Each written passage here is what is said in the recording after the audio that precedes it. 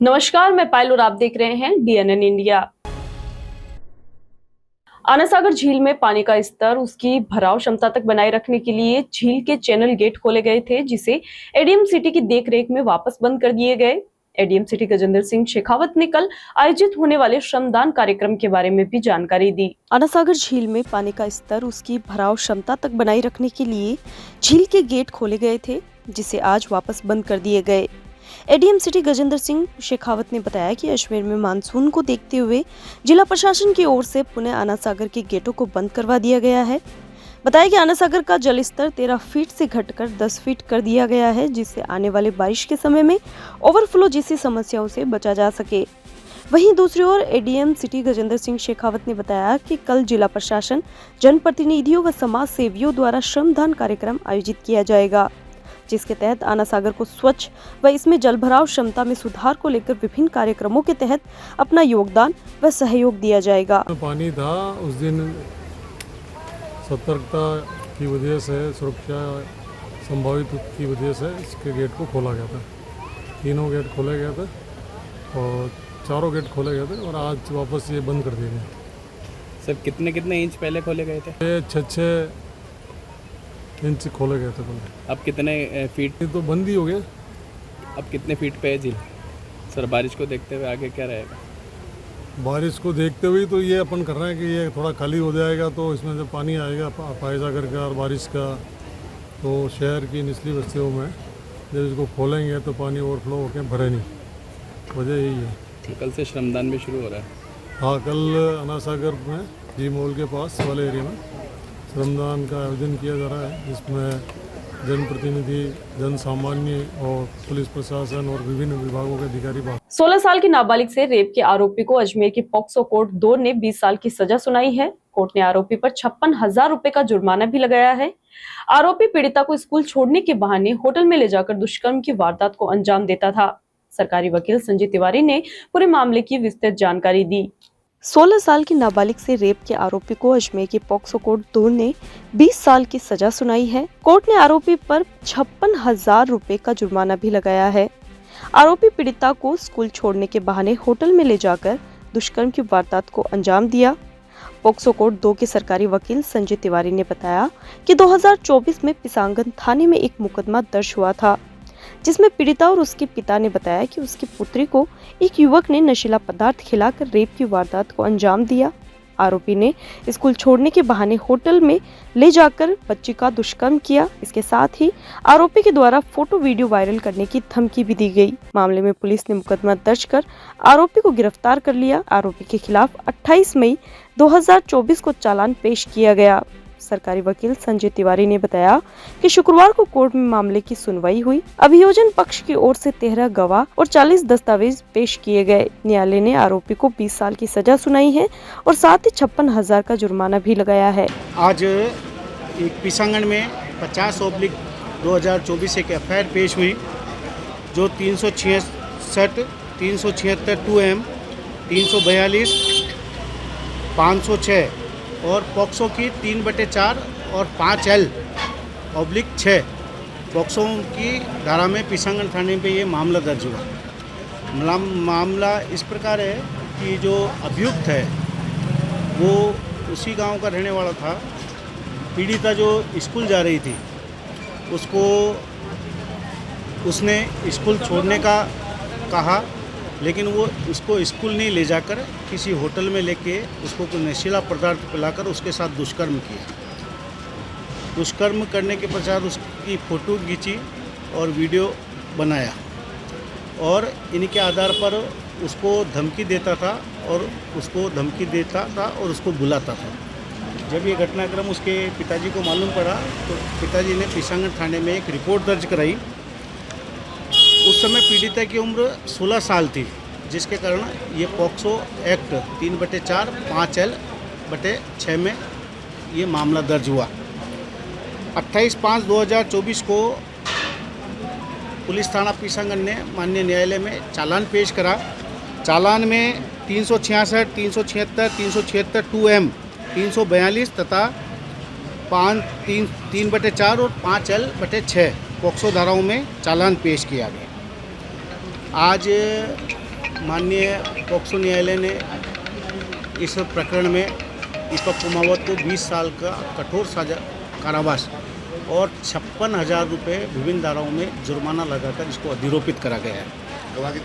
गवाह इसमें 13 अभियोजन की ओर से 13 गवाह इसमें पेश किए गए और 40 दस्तावेज जिसमें पीड़िता का स्कूल रिकॉर्ड, पीड़िता की मेडिकल आदि ऐसे 40 दस्तावेजों को पेश किया गया, जिसके कारण अभियुक्त को माननीय न्यायालय द्वारा दोष सिद्ध करके कठोर कारावास का सजा सुनाई गई।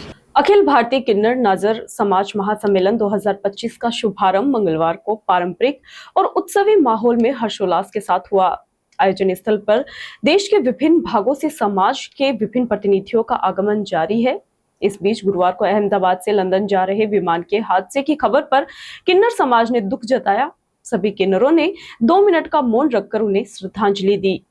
अखिल भारतीय किन्नर नाजर समाज महासम्मेलन 2025 का शुभारंभ मंगलवार को पारंपरिक और उत्सवी माहौल में हर्षोल्लास के साथ हुआ।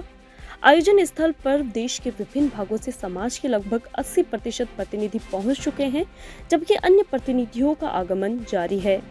पारंपरिक वाद्य यंत्रों, ढोल नगाड़ों के साथ समाज की ओर से सभी अतिथियों का आत्मीय स्वागत किया गया। समारोह की शुरुआत यज्ञ की पूर्णाहुति से हुई, जिसमें समस्त समाजजनों ने भाग लेकर आयोजन की आध्यात्मिक शुरुआत की। इस अवसर पर नाजर किन्नर समाज किशनगढ़ की अध्यक्ष रानीबाई गुरु सरोजबाई ने सभी अतिथियों का अभिनंदन करते हुए महासम्मेलन के उद्देश्य एवं समाज के सामाजिक योगदान पर प्रकाश डाला। आगामी 15 जून को समाज की ओर से पुराना शहर स्थित किन्नर हवेली से दोपहर 11 बजे तक चाक पूजन के लिए शोभा यात्रा निकाली जाएगी, जो धान मंडी स्थित शिव मंदिर पहुंचेगी। वहां धार्मिक परंपराओं के अनुसार विधिवत चाक पूजन किया जाएगा। इस बीच गुरुवार को अहमदाबाद से लंदन जा रहे विमान के हादसे की खबर मिलते ही समाज में शोक की लहर दौड़ गई। अध्यक्ष रानीबाई ने इस हादसे को देश के लिए एक गहरा आघात बताते हुए शोक संवेदनाएं प्रकट की। समाज की ओर से 2 मिनट का मौन रखकर दिवंगत आत्माओं को श्रद्धांजलि दी गई तथा घायलों के शीघ्र स्वस्थ होने की प्रार्थना की गई। इसके अतिरिक्त प्रतिनिधियों द्वारा 5 मिनट का विशेष मौन आयोजन भी किया गया। इस अवसर पर कांग्रेस परिषद की वरिष्ठ नेता हमीदा बानो भी सम्मेलन में पहुंची। उन्होंने पंडाल में विराजमान माता जी के दर्शन किए तथा करनी माता की तस्वीर पर माल्यार्पण कर आशीर्वाद लिया। रानीबाई द्वारा उनका स्वागत किया गया। महासम्मेलन का उद्देश्य समाज में एकता, सांस्कृतिक विरासत का संरक्षण और सामाजिक उत्तरदायित्व की भावना को सुदृढ़ करना है। जय हिंद, जय भारत, नमस्कार। मैं मंगलामुखी नाजर किन्नर समाज अध्यक्ष रानीबाई किशनगढ़ से यहाँ पे हमारे किन्नर सम्मेलन आयोजित किया जा रहा है। पर एक बहुत दुखद घटना सामने आई है कि जो विमान लंदन के लिए जा रहा था वो क्रैश हो गया। उसके अंदर समथिंग 265 यात्री थे, उनका जान माल का नुकसान हुआ है। हमें बड़ा आघात पहुंचा है। हे परमात्मा उनकी आत्मा को शांति दे और जिन जिन का देहांत हुआ है उनको, उनके परिवार को हमारी तरफ से बहुत बहुत संवेदना है और उन मृत आत्माओं को बहुत बहुत श्रद्धांजलि है।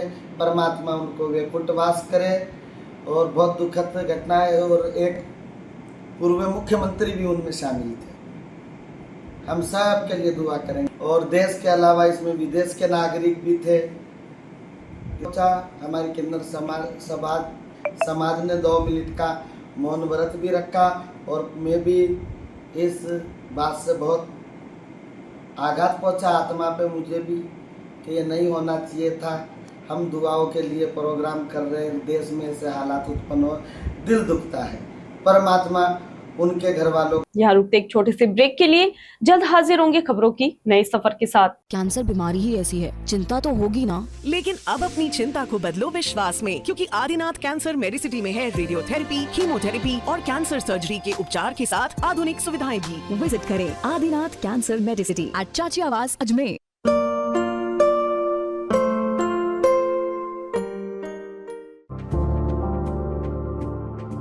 Excited? Holidays will be very boring for me.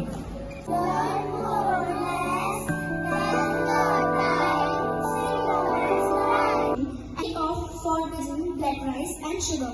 This black rice has a very unique flavor.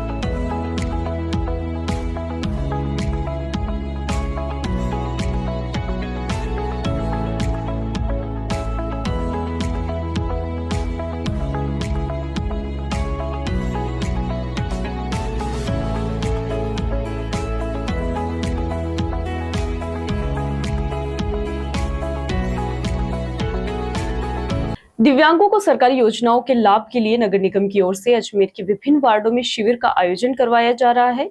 इसी के तहत वार्ड 17, 18, 19 व 20 में शिविर का शुभारंभ हुआ। यह शिविर गवर्नमेंट कॉलेज अजमेर के परिसर में आयोजित हुआ, जिसमें दिव्यांगों को सरकारी योजनाओं के तहत रेल, बस पास, व्हील चेयर समेत कई सहायताएं प्रदान की गई। दिव्यांगों को सरकारी योजनाओं के लाभ के लिए नगर निगम की ओर से अजमेर के विभिन्न वार्डों में शिविर का आयोजन करवाया जा रहा है। इसी के तहत वार्ड 17, 18, 19 व 20 में शिविर का शुभारंभ हुआ। ये शिविर गवर्नमेंट कॉलेज अजमेर के परिसर में आयोजित हुआ, जिसमें दिव्यांगों को सरकारी योजनाओं के तहत रेल व बस के पास, व्हील चेयर समेत कई सहायता प्रदान की गई। ये शिविर पूरे जून माह चलेगा, जिसमें 5-5 वार्डों में शिविर आयोजित कर दिव्यांगों को सहायता प्रदान की जाएगी। स्वयं सेवक व पार्षद ने बताया कि अजमेर शहर में नगर निगम की ओर से लगातार दिव्यांगों को सरकारी सुविधाओं को उपलब्ध करवाने के लिए ये शिविर आयोजित किया जा रहा है। इस शिविर के तहत कुल 15 से 20 रजिस्ट्रेशन हो चुके हैं और आगे भी रजिस्ट्रेशन जारी रहेंगे। वहीं मुख्यमंत्री दिव्यांग स्कूटी योजना के तहत नगर निगम व वार्ड पार्षदों की सहायता से दिव्यांगों को स्कूटी दी जाएगी, जिसके लिए विधायक अनीता बघेल से इस विषय पर बातचीत की जा रही है। ये निगम की द्वारा जो कैंप लगाया गया है वार्ड 17 और 20 में और 19 के अंदर, इस कैंप के द्वारा जो दिव्यांग जने हैं उनको जो रेल पास उपलब्ध नहीं हो रहे हैं, उनको जो उपकरण उपलब्ध नहीं हो रहे हैं, उनकी सहायता के अनुसार जो होने चाहिए, और सरकार ने जो इनको विकलांगों को जो उपकरण मिलेंगे और दिव्यांगों को उसकी उपलब्ध कराने के हेतु इन लोगों ने ये कैंप लगाया, जिससे इनकी योजनाएं, सरकार की योजनाएं इन तक पहुंचे और इनको उपकरण मिल सके और इनको सहायता मिल सके। आज वार्ड 17, 18, 19 और 20 को वार्ड लगाए हैं, अपने यहाँ जेसी में लगा है। तकरीबन ये दिव्यांग बच्चों के लिए सर्टिफिकेट बनवाना, उनके रेल बस पास ये बनवाना योजनाओं के बारे में लगाया गया है। तो इसमें यह है कि जिनको जैसे कोई लाभ नहीं मिल पाया है, जो जहाँ तक उनकी योजनाएं जैसे घर तक नहीं पहुँच पाई है, उन्हीं सभी को करके इनमें कराया। जैसे दिव्यांगों का रेल पास, बस पास, सर्टिफिकेट और ये योजनाओं के बारे में चाहे कोई मेडिकल की से कोई सुविधा मिल जाएगी, इसके बारे में बताया गया है। इसके अंदर किसी चीज़ की नॉलेज नहीं थी हमें, कहाँ पे क्या लगा, लेकिन हमें ना लिखी तीरी के जरिए हमको ये सब कुछ पता चला है। और हमें इतनी परेशानी हो रही थी पास बनने में बेटे के लिए, हमारे लिए, और उनकी ही जरिए हमको ये पास मिला और ये सब कुछ जानकारी मिली और हमारा बन जाएगा। इनकी वजह से हमको और भी चीज़ की। अजमेर के सिविल लाइन थाना क्षेत्र स्थित सुने मकान में अज्ञात चोरों ने जेवरात समेत नकदी चोरी की। पीड़िता के भाई ने सिविल लाइन थाने में चोरी की रिपोर्ट दर्ज करवाई, जहां पुलिस ने मुकदमा दर्ज कर जांच शुरू कर दी। अजमेर के सिविल लाइन थाना क्षेत्र स्थित सुने मकान में अज्ञात चोरों ने जेवरात समेत नकदी चोरी की। पीड़िता के भाई ने सिविल लाइन थाने में चोरी की रिपोर्ट दर्ज करवाई, जहां पुलिस ने मुकदमा दर्ज कर अग्रिम कार्रवाई शुरू कर दी है। थाने की पुलिस अधिकारी ने बताया कि 12 जून को थाने पर उपस्थित होकर प्रकाश रोड नगरा निवासी वरुण लोहिया ने रिपोर्ट दर्ज करवाई और रिपोर्ट में बताया कि उनकी बहन कायड रोड शुभम कॉलोनी में रहती है। वह 3-4 दिनों के लिए किसी काम से बाहर गई हुई है। पीछे से सूना मकान देखकर बदमाशों ने चोरी की वारदात को अंजाम दे दिया। बताया कि बदमाशों ने जेवरात समेत नकदी पर हाथ साफ किया है। पुलिस ने बताया कि परिवादी की बहन अभी अपने घर से नहीं लौटी है। परिवादी की बहन को इस संबंध में सूचना दे दी गई है। परिवादी की बहन के आने के बाद ही चोरी हुई सामानों की विस्तृत जानकारी मिलेगी। वहीं पुलिस ने परिवादी की शिकायत पर चोरी की रिपोर्ट दर्ज कर ली है। पुलिस पूरे मामले की जांच में जुटी हुई है। कल दिनांक 12/6/2025 को हमारे थाने पर परिवादी श्री वरुण लोहिया है, जो प्रकाश रोड नगरा के रहने वाले हैं। इनकी सिस्टर रहती है काइट रोड शुभम कॉलोनी के अंदर। उनके घर में कोई चोरी हो गई, अज्ञात चोर चोरी करके चले गए। वो बाहर गई हुई थी 3-4 दिनों से, अभी तक आई नहीं है। उन्होंने आकर के रिपोर्ट दी है। रिपोर्ट पर प्रकरण संख्या 196/25 दर्ज कर दिया गया। अहमदाबाद में हुए विमान हादसे ने पूरे देश को झकझोर दिया है। तीर्थ गुरु पुष्कर राज के ब्रह्मा घाट पर हादसे में मारे गए लोगों की आत्मा की शांति और घायलों के स्वास्थ्य लाभ के लिए कामना की और पुष्पांजलि समर्पित मृतकों को श्रद्धांजलि दी गई, साथ ही मौन रखकर प्रार्थना की गई। अहमदाबाद में हुए विमान हादसे ने पूरे देश को झकझोर दिया है। तीर्थ गुरु पुष्कर राज के ब्रह्मा घाट पर हादसे में मारे गए लोगों की आत्मा की शांति और घायलों के स्वास्थ्य लाभ के लिए कामना की और पुष्पांजलि समर्पित मृतकों को श्रद्धांजलि दी गई और मौन रखकर प्रार्थना की गई। एयर इंडिया विमान हादसे में 265 लोगों की मौत की पुष्टि हो चुकी है। अहमदाबाद में हुए एयर इंडिया विमान के भयावह हादसे को लेकर पूरे देश में शोक की लहर है। इस दर्दनाक घटना में 265 लोगों की मौत हो चुकी है और कई लोग घायल हैं। ऐसे समय में देश भर से मृतकों की आत्मा की शांति और घायलों के शीघ्र स्वस्थ होने को लेकर प्रार्थना की जा रही है। तीर्थ गुरु पुष्कर राज के प्रसिद्ध ब्रह्मा घाट पर प्रतिदिन होने वाली विश्व प्रसिद्ध आरती को शुक्रवार की सुबह विशेष रूप से इस हादसे के पीड़ितों को समर्पित किया गया। आरती से पहले घाट पर मौजूद सभी श्रद्धालुओं और तीर्थ पुरोहितों ने 2 मिनट का मौन रखकर मृतकों को श्रद्धांजलि दी और उनकी आत्मा की शांति के लिए प्रार्थना की और विमान हादसे में मारे गए लोगों के प्रति अपनी संवेदनाएं प्रकट की। पंडित मधुसूदन पाराशर ने बताया कि यह हादसा बेहद दर्दनाक और दुर्भाग्यपूर्ण है। उन्होंने कहा, हमने तीर्थ गुरु पुष्कर राज से प्रार्थना की है इस हादसे में मारे गए लोगों की आत्मा को शांति प्रदान करें और जो घायल हैं उन्हें जल्द से जल्द स्वस्थ करें। साथ ही इस दुख की घड़ी में प्रभावित परिवारों को मानसिक शक्ति और धैर्य प्रदान करें। एयर इंडिया की फ्लाइट AI-171 के अहमदाबाद में क्रैश होने के बाद अब तक इस भीषण हादसे में 265 लोगों की मौत की पुष्टि हो चुकी है, जबकि 41 यात्री घायल हैं और उनका इलाज जारी है। हादसे के बाद राहत और बचाव कार्य तेजी से चल रहा है और DNA सैंपल से मृतकों की पहचान प्रक्रिया शुरू की गई है। देश में कल अहमदाबाद में विमान दुर्घटना बहुत ही दुखद घटना हुई और उसमें जो भी मारे गए उन दिवंगतों की आत्मा की शांति के लिए, उनकी आत्मा की शांति के लिए सभी तीर्थ पुरोहितों ने पुष्पांजलि अर्पण श्रद्धांजलि अर्पण करके उनकी आत्मा की शांति के लिए और पुष्पांजलि अर्पण करके और भगवान से प्रार्थना की कि जो भी दिवंगत हुए उनकी आत्मा को शांति। खबरों के सफर में अभी सिर्फ इतना ही, फिर हाजिर होंगे खबरों की नए सफर के साथ। तब तक के लिए दीजिए इजाजत। नमस्कार।